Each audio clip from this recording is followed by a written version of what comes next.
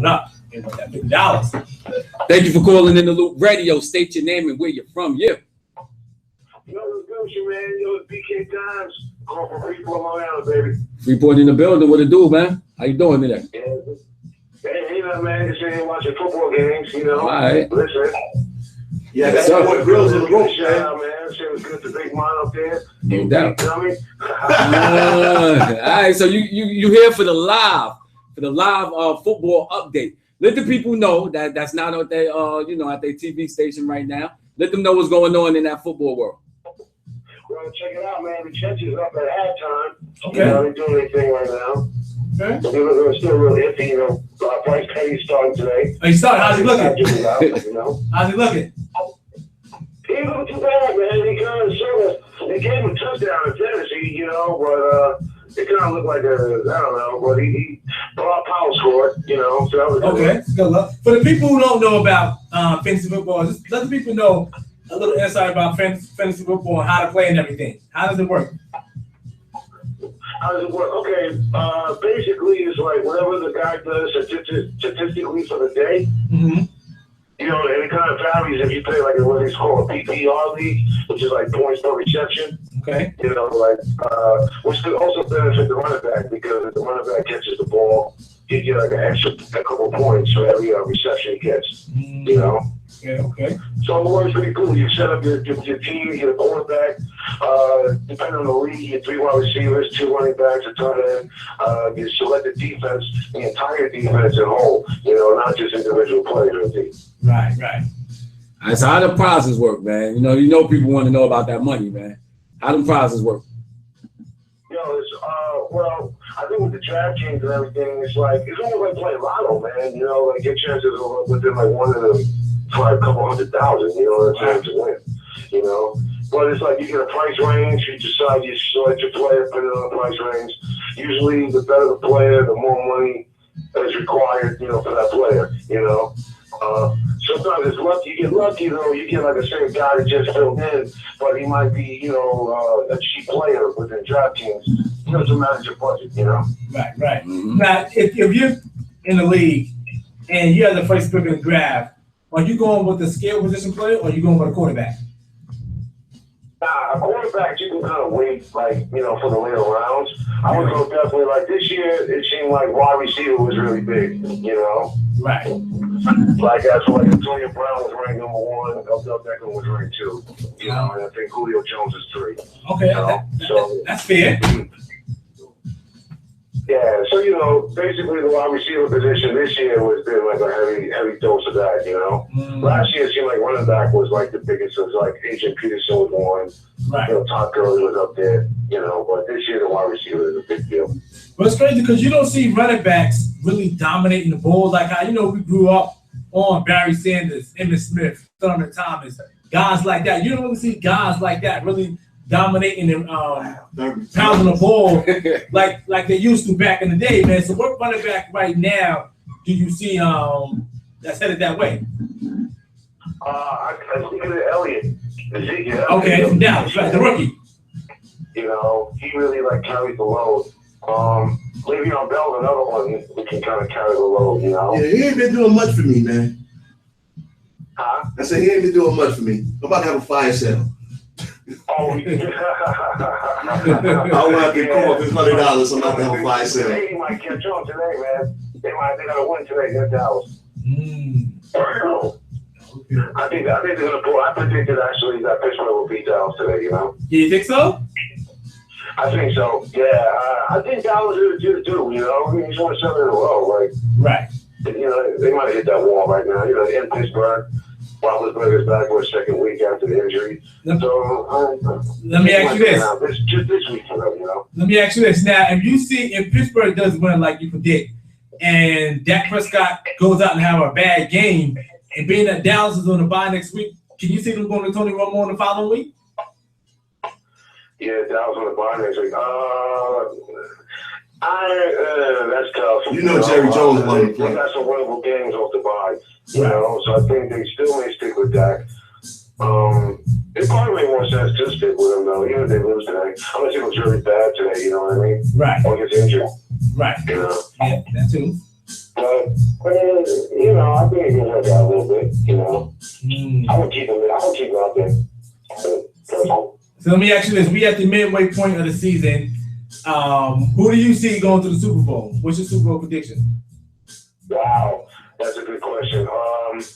I actually like Dallas, man. I can't even lie, man. I thought somewhere a couple weeks ago, I thought with that offensive line, they can stop any defense, you know, with penetration and stuff like that. I think they got a good shot, pretty decent shot. Minnesota, they coming back right now against Redskins, you know, but I don't think they're going to do it. Okay, what about the Giants? You think the Giants making any noise? I like the Giants. I always like the Giants. They're the only team to beat Dallas this year also. Okay. You know, I like to throw that out there. All the big G-Men fans, you know. But I think we can even beat them again when we play them at home, you know. I think the Giants always have a good shot. They look the same way when they went to the Super Bowl the other 2 years. Right. You know? Let me ask you this. What about your AFC team? Who do you see coming out?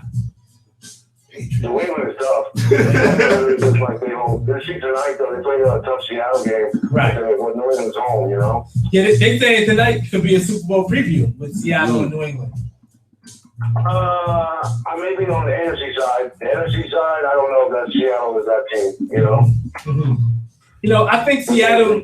I think that tie is going to hurt them when it comes down to seeding, because having a tie is like having a loss, right?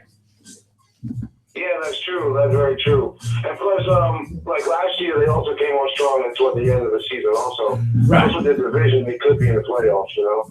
Right. And it's crazy how they got there, because honestly, they should have lost that game against Minnesota last year, that wild card game. Yeah, they got lucky, man. They really got lucky. You know. Yeah, and then they got beat up against Carolina the next year. So, right. You know. I guess Minnesota really didn't want that beating. But,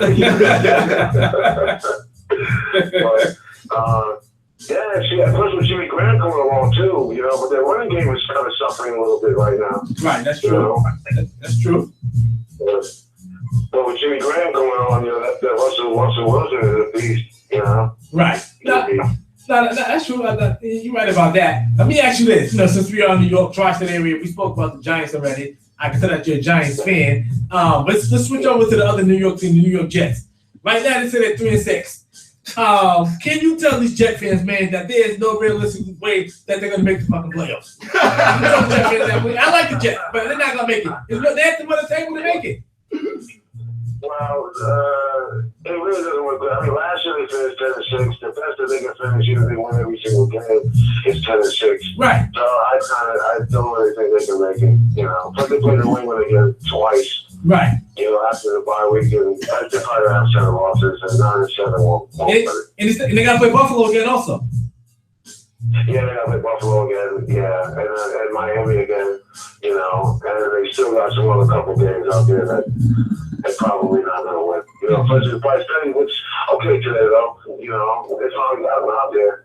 But, you know, maybe it's time to build for next year. It's just about, you know, almost time. See, that's the thing now. You know, in football, it's either you're very good or you're very bad. I mean, you don't want to be stuck in the middle, but like the 12th, 13th pick. If you want a top 5 pick, or you want to be up there in the echelon, you know, picking later in the round. I mean, you can always find a play anywhere in the draft. It doesn't matter. You can find guys in the 4th round, 5th round. But you know, most of the time, you're going to draft that stud quarterback with the top 5 picks in the draft. So don't you think it's sense for the Jets to just stink up the joint? Not stink up the joint, but at least try to get a top 4, top 5 pick to get that kid from Louisville or the kid from Clemson? Before you even answer that question, I'm going to tell you what they old coach said. You play the game to win. Duh. Am I wrong? To win the game. You know what? I don't know if those kids are like really like big prospects right now. I mean, I know they're big in college right now, but you know, you get to the I don't know. I mean, even to play for draft pick, I don't even think it's safe. You pick quarterbacks the last 4 or 5 years in the draft. You ain't played on yet. You know what I mean? Right. I don't even know if it's wise to pick. I wouldn't pick another quarterback. I think it'd be stupid. You want to pick it? The best thing right now. I'm sorry, man. No. So you wouldn't pick if the Jets end up with the 3rd or 4th pick in the draft, and the dude from Louisville is there, or the dude from Clemson is there. If they're both eligible, I'm not even really sure. You want to go with one of those guys? Well, I'm pretty certain that by the way it looks, Cleveland's going to get the first pick in the draft. Yeah, I'm sure they will. The quarterback. Right. You know what I mean? So I'm only going to leave one of those two guys there. They suck at And, I mean, now you pick him, what happens now? He's not ready. You got Betty and Hackensburg on the bench.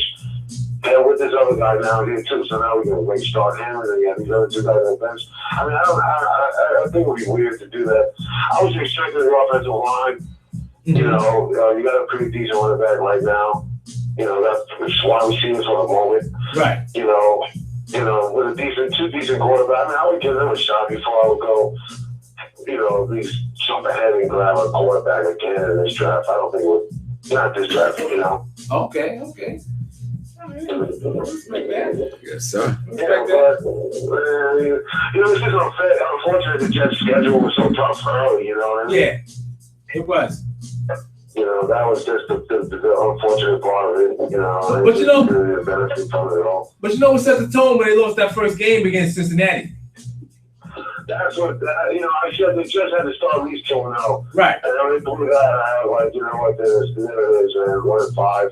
And that's just what happened. You know, at least if they could have been like 2-2, 2-3. You know, at least it would have been a little better. Even now, if they won today, they still would have been 500 by the bye week. Right. You know. Exactly. But before we wrap this up with you, let me ask you about one more team, man, who surprised a lot of teams who really came on the scene.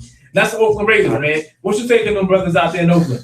Oh, the brothers out there in Oakland, man, enjoy this season because it's pretty far this year, you know. Right. They're the Cardinal beast, man. He's really gonna open it up, man. Wow. And they said Oakland wasn't gonna do good this year, and I was kind of surprised. But you know, with that even prediction, I thought Oakland was going to do well, and they're doing well. Yeah, the lead the AFC West sitting at 7-2, and it's crazy. You bring up David Carr, man. I'm pretty sure he passed for 500 plus yards. I think it was the last week or 2 weeks ago. How did that help out people in fantasy, man? What were they saying about that brother in fantasy? Oh, David Carr's doing very well in fantasy. He's very well, man. Especially with his not throwing too many interceptions. He doesn't get sacked off them. Big yardage, big touchdowns. You're going to do pretty good every week in fantasy with that. Yeah, I would trust him. Definitely. Okay. All right. Thanks for the check-in, brother. Every week this could be a reoccurring event. I actually like that. Yeah, me too, man. This is cool. I like that, man. I can shoot the questions at me, man. I can dig it. Exactly. All right, good looks, man. Thanks for the check-in. No doubt, brothers. Y'all enjoy your day. All right, you too, brother. All right. Peace out. All right. Before we bounce off of this football topic, I do want to speak about a series that I watched on Netflix, which is actually a very good series. Okay. It's called The Last Chance U.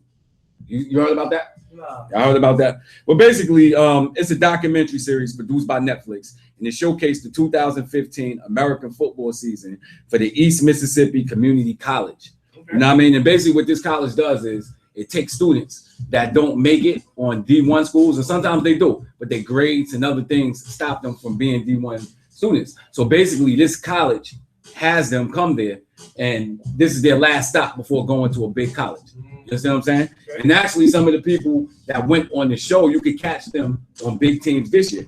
So the first person, John Franklin III, he went to he came from Florida State, and now he transferred to Auburn. So Auburn saw him perform for that school, East Mississippi, and they drafted him. So he's not starting this year, but he is. He played a couple games. He's doing all right. John Franklin III, and then you also got Wyatt Roberts, which is in Mississippi State. He came from that series. So keep your eyes on those brothers, and if you want to get an insight on how the system works, you could basically check that series out because it's good the way that they do it. Netflix, what's that again? It's called Last Chance U, and it's basically a university where people go to get they gotta work out and they gotta play hard in order for these D1 schools to come over there and draft them from this college. Okay. So it's actually a very good series, man. A real good series. You start falling in love with the players, and then you start following their careers. I always say that this is the best way to get you to start following their careers. Because I remember they used to have that basketball thing with Mason's son. Anthony Mason Jr.? Yeah, him and my man who got drafted by the Knicks. He went from high school, but he was lazy. He got drafted by the Knicks and straight from high school. He's from Chicago. What was his name? Eddie Curry. Eddie Curry. The Bulls dropped. Yeah, the Bulls. Yeah. Yeah. I remember that. Okay. That series. Yeah, he got a Some- ring. He got a ring. What? With Miami. Miami, yeah. He ain't played that 1 minute. Yeah. He got a ring. Yeah, but he played for the Knicks. I got him too, right? Yeah. He came to the Knicks. Yeah. But I was rooting for Anthony Mason's son. You know, I thought he didn't. But you know, he had a good story, and they followed him around. The same thing with Hoop Dreams. Remember Hoop Dreams from back in the day? That was another good series when they followed those kids around in Chicago. Which was I do remember that about the Chicago kids. Eddie Curry's part of that one, I think, wasn't he was part of this one with homeboy, with Anthony Mason. Anthony Mason and Curry, they followed them two around, and they were showing how they was gonna make it into the league. I like stuff like that. I remember that. You know. All right. But now we're gonna get into this boxing, man. You know, before I start talking about Andre Ward versus Sergey Kovalev, I do want to give props to my boy Danny Garcia and Luis Ortiz. You know, Ace was at the crib watching the fight with me yesterday with Danny Vargas. I'm making up names. Well, Danny Garcia. And what you say about that knockout? Yo, that knockdown. That knockdown, when he knocked him out, I think it was second round. Yo, I felt that hit, man. For real. I felt my legs get up off the ground. I was like, oh shit. Yo, he knocked him out, but man rolled over like a little back flip. I mean, what's this? What did it go? I think it went like 7 rounds. The corner stepped in to stop it. Stop it? Yeah. He just getting beat. He getting beat, you know. You don't let a person take a beat down like that. And Danny Garcia, he has thunder in his fist. Like you can see that left hook ain't no joke, and I'm right. And he was setting it up. But after the fight, Keith Thurman came through. Ace was like, y'all thought this dude was black. Yeah, I thought he was black, man. When you talk about him, so what's his ethnicity? One time, he mixed. He mixed? Yeah, I think he got a parent that's black and a parent that's white. So he mixed, okay. You know, so he got a ponytail. Yeah, he got a lot of hair. He's from Florida. Okay. They're a little weird out there. He's commentating too. Yeah, he was commentating. He's very well spoken, very well spoken brother. So he is. I give him that. So even if he lose a fight, he has a career with broadcasting. You know, he has a lot of charisma. So I like that brother. Your boy was there broadcasting. Yeah, tall with that milk dud head. He's in the building. You all right, man? Yeah. He did the craziest thing. Tarver did the craziest thing I seen before a fight. What's that? When the ref bring both of the fighters into the center of the ring, and they ask them if they have any questions. Remember this when he fought Roy Jones? What did he say? Well, I'm gonna set it up for you first. Okay. The first fight happened. Everybody know Roy Jones won, but a lot of people didn't think Roy Jones won that fight. So Roy Jones was coming up with a whole bunch of reasons why his performance wasn't up to par. So going into the second fight before the knockout, the ref was like, "Do you have any questions to Roy?" He was like, "Nah." And it's like, "Tarver, do you have any questions?" He was like, "Yeah." And he was like, "Yo, you got any excuses tonight, Roy?" I think I remember that. So that's what he said. He asked Roy if he had any excuses tonight. That was his question. And then he went out there and knocked him out. So that was gangster. So no matter what, and he was in the movie. Yeah, Rocky, right? He's in Rocky. Look at you. He forget about Tarver. He got his ass one, didn't he, in that movie? Yeah, he did. I like Tarver though. Tarver's funny. Tarver's hilarious. He said one funny thing too about Roy Jones, because I think after the second fight, Roy Jones started talking to his father. So he was like, "Yeah, my left hand reuniting families." Word? He throwing shots, huh? Yeah, Tarver's funny. Tarver's hilarious. You know? But yeah. So after the fight, Keith Thurman stepped into the ring. Okay. As customarily now, it seemed like boxing is getting like WCW and wrestling, where they just basically amping up fights, promoting fights. Yeah. So he came into the ring, and these guys went face to face. He said he ain't no cherry. You know, you can't cherry pick him and all of this nonsense. So it's going to be a hell of a fight. And that fight is actually taking place on March 4th in 2007. Keith Thurman and Danny Garcia. Yes, sir. I never seen Keith Thurman fight, but I saw Danny Garcia fight. That boy bad, man. Yeah, he tough. That boy bad. Undefeated, 33-0. He did some haymakers. I was like, oh, shit, man. I was into that fight last night, man. I saw the first 4 rounds. You know, that finished watching my nets. But that boy bad, man. Yes, sir. That definitely should be a good fight. And you speak very highly of Keith Thurman. Got to. So, you know, it's crazy. We also got a shout out. Yes, sir. Brother fought on that card last night. He was there. Yes, sir. Brother by the name of Titus Williams, local product from Elmont, New York, from Brooklyn and Elmont. You know, he was a featured guest on the show sometime last year. We're gonna get him back on the show. You know, He's sitting at 7-0. He won last night. So, Who did he beat?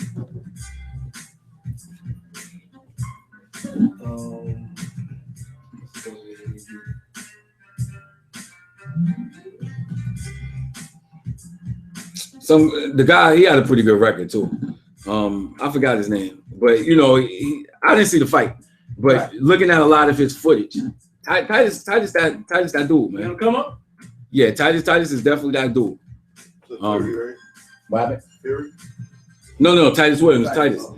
He actually fought a brother by the name of Antonio DeBoos, Okay. and he was 8-1-1 going into the fight, but Titus defeated him, and I think he's 7-0 now, right? Yeah. Yes, sir. So shout out to Titus, and Titus, man, you better holler at that boy, man, to get on that show, man. What's his name? His man. Exactly. You know, who stated to fight Triple G. We wanted to see him fight Daniel Jacobs. Jacobs, right.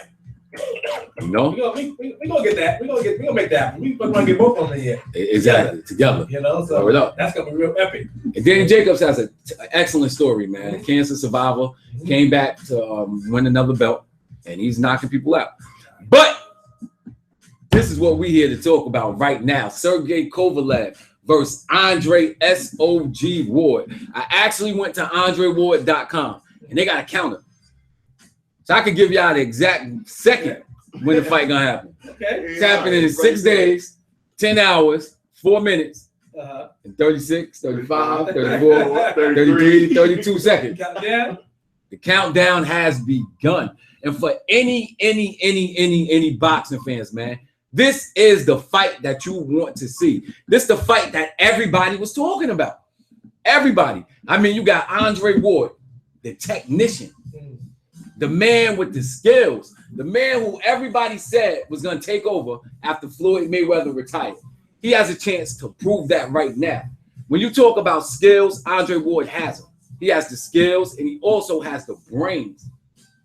He reminds me so much of a younger version of Bernard Hopkins. Yeah.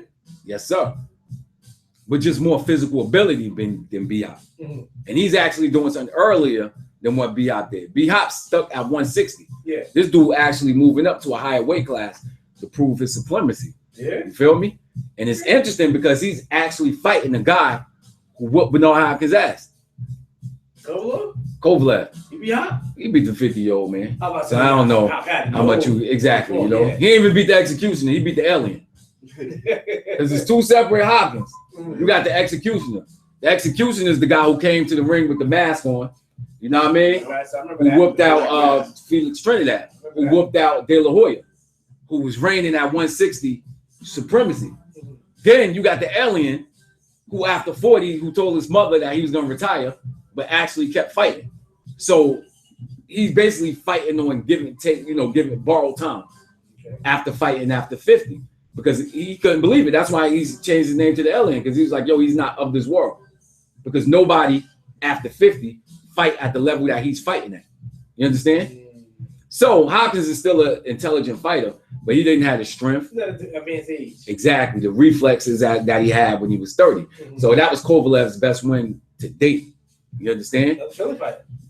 Exactly. So what we can say is this: Sergey Kovalev has skills. All right, he's a very skilled fighter, but he also has a bunch of knockout power, and that's what people are banking on. They're banking on the power. And in boxing, nothing happens by accident. You got to be able to set the power up. And whenever I break down a fight, I look at two things. I look at what every single person that you went into the ring with has done, and I look at what you've done every single time you stepped into the ring. Now, there's a couple of things I noticed. One thing I noticed is that Andre Ward does not get hit flush. He's like Mayweather when it comes to that. You know, he got caught by Darnell Boone. Darnell Boone knocked him down.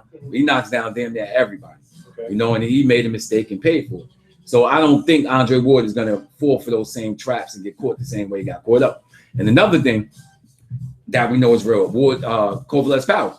Every single person that Kovalev hit has felt his power, did a funny dance, went down, and they felt it. You understand what I'm saying? So we know that power is real. Now the question is going to be is this: can he land that punch on Andre Ward?